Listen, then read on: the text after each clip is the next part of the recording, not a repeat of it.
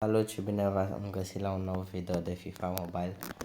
În acest video o să vă arăt un schem pe care sper să nu vi-l luați. După cum puteți vedea, s-a băgat acest event nou, Centurions, care din quest-uri îți dă un râmă de 113 și un left wing back. Și dacă e PS-ul premium, îți dă un cam de 114. Dar la store este cel mai mare schem. Acest pachet este glitchuit și vă dă numai de 107, 108 maxim. Și dați o grămadă de gemuri pe el și nici coins nu vă pică maxim 300.000. Așa că să vă feriți de el. Eu o să dau acum un match de versus atac.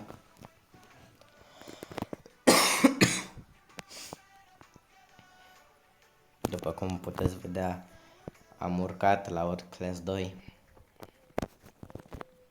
de la World Class 3, am făcut și overa 125, aceasta este echipa mea acum.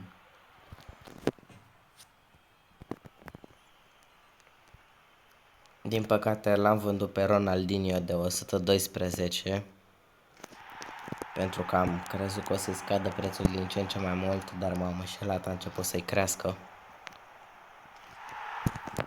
În loc să-i scadă. Eu l-am vândut la 200 și ceva de milioane, 208 milioane, cam așa. Și am primit pe el undeva la 190, pentru că sunt taxele din FIFA și așa.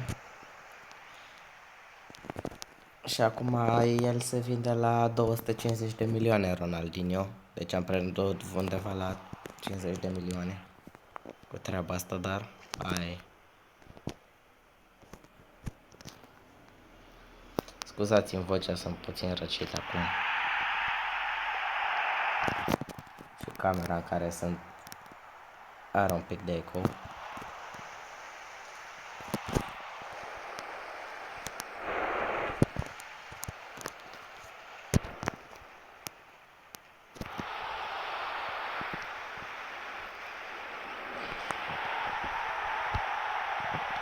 Gata, asta a făcut tot dă mesaje din alea.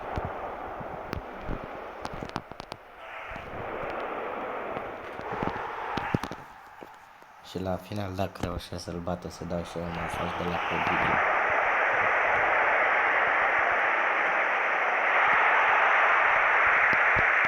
Maxim egalitate să fie, dar exact. Cam asta a fost videoul, sper că v-a plăcut, nu uitați de like, subscribe și pa!